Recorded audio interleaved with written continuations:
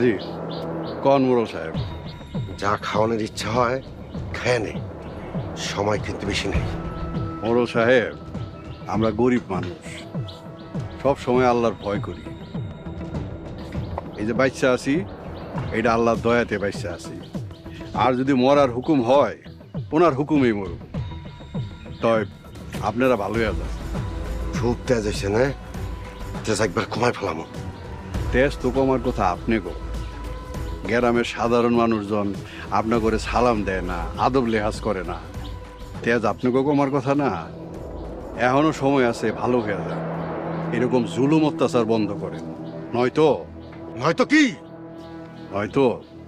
গ্রামের সাধারণ মানুষের গণপিডানি খাইয়া দুলার লগে মিশা দেবেন।